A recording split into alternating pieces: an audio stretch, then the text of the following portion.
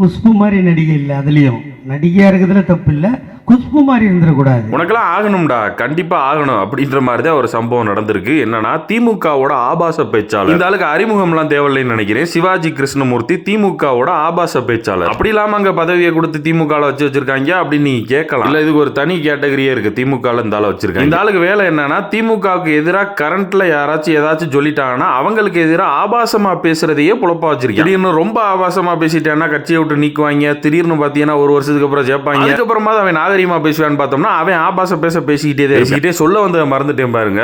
ஒரு வழியா அந்த ஆள் ஆபாசமா பேசுறதுக்கு ஒரு முட்டுக்கட்டையை போட்டு நிறுத்தி இருக்காங்க சென்னை எழும்பூர் நீதிமன்றம். இந்த ஆளுக்கு எதிராக வந்து கேஸ் போடுறாங்க. அது பாத்தீங்கன்னா தீர்ப்பாயிருது. இந்த ஆளுக்கு வந்து 2 ஆண்டு சிறை தண்டனை. எதுக்காக அப்படின்னா 2023 குஷ்பு பத்தியும் ஆளுநர் பத்தியும் அதே மாதிரி பாஜக உள்ள 2-3 தலைவர்கள் எல்லாம் பத்தி ரொம்ப ஆபாசமா, அதுவும் ஒரு திமுக அப்படின்ற ஆளுங்கட்சியோட பொதுக்கூட்ட மேடையில நின்னுகிட்டு ரொம்ப கொச்சையா பெண்களுக்கு எல்லாம் அவமரியாதை பண்ணி மோசமான வார்த்தைகளை வந்து யூஸ் பண்ணி பேசுனதுக்கு, அதுவும் மேடையில நின்று பேசுனதுக்கு இந்த ஆள் அரெஸ்ட் பண்ணி இப்ப 2 ஆண்டு சிறை தண்டனை அப்படின்னு சொல்லி உண்மையிலே பாராட்டுக்குரியது. இந்த ஆள் மாதிரி ஆளுகளை கைது பண்ணி இனிமே இந்த ஆள்லாம் வந்து ஸ்டேஜ்ல பேச முடியாத அளவுக்கு. ஏன்னா ஆல்ரெடி பாத்தீங்கன்னா இந்த தாவேகா கட்சியோட ஒரு ஃபேன் லேடி வந்துட்டு நான் விஜய் தான் எனக்கு ரொம்ப பிடிக்கும், புருஷனோட விஜய் தான் ரொம்ப பிடிக்கும் அப்படின்னு சொன்னது. இந்த ஆள் என்ன சொல்றாப்லனா அப்படின்னா அவன் வீட்டுக்கே போய் படுத்துக்க அப்படின்னு ரொம்ப ஒரு மாதிரி கொச்சை. அந்த ஒம்பளை எனக்கு என் புருஷனோட விஜயத்தை ரொம்ப பிடிக்கும்னா அது அவன் புருஷனுக்கு அந்த ஒம்பளைக்கும் உள்ள பிரச்சனை, உனக்கு என்ன அப்படின்னு நம்ம கேட்கறோம்ல. அந்த ஆள் எப்படிப்பட்ட ஆள்னா அவர் பொண்டாட்டியவே வந்து செக்ஷுவலைஸ் பண்ணி மேடையில நின்று கேவலமா பேசிக்கிட்டு இருப்பேன். எப்படின்னா இந்த பாருங்களேன், நான் சிவாஜி ஃபேனு.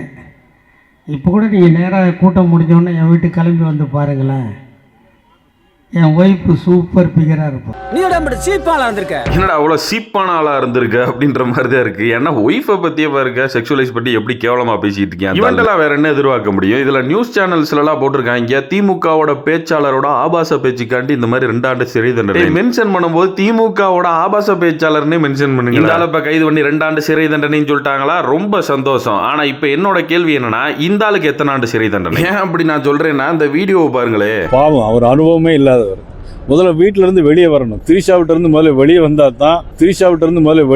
தான் முதல்ல எல்லாமே நடக்க முடியும். ஏதோ சோசியல் மீடியால மீம் கிரியேட் பண்றவன் மாதிரி ஒரு மாநில தலைவர், அதுவும் தேசிய கட்சியோட மாநில தலைவர், இந்தியால ரூலிங்ல வேற அது இருக்கு, பாஜக அப்படின்ற பார்ட்டிக்கு தமிழ்நாட்டோட மாநில தலைவர் டீசெண்டா பேசுறாப்ல வத்தியல. அதாவது நடிகர் மற்றும் தாவேகா தலைவர் விஜய் வந்து திரிஷா வீட்ல இருந்து வெளியில வருமா, டீசெண்டா இருக்கு. இப்ப இந்த ஆளுக்கு எத்தனை ஆண்டு சிறை தண்டனை? வானதி சீனிவாசன், அப்புறம் வந்து இங்க உள்ள தமிழிசேகர், இவங்கெல்லாம் லேடிஸ். இவங்கள்ட்ட வந்து இந்த விஜய் பத்தி இவர் இப்படி இவ்வளவு கேவலமா பேசியிருக்காரு, என்ன நினைக்கிறீன்னு கேட்டா இது கண்டிக்கத்தக்கதுன்ற வார்த்தை முதல்ல வராம ஐநார் நாகேந்திரனே ரொம்ப நல்ல மனிதர், ரொம்ப பொறுமையா பேசி கிழிச்சார். ஐநார் நாகேந்திரன் இன்னொரு லேடியோட வீட்டுல இருக்காரு அப்படின்னு தாவேகா கட்சியில இருந்து எதிர்த்து சொன்னா நீ சும்மா இருப்பியா? முட்டு கொடுக்காதீராடே, கேவலமா முட்டு கொடுக்காதீரா இந்த மாதிரி முட்டா பயலுக்கு. ஏன் கேள்வி, இந்த ஆளுக்கு எத்தனை ஆண்டு?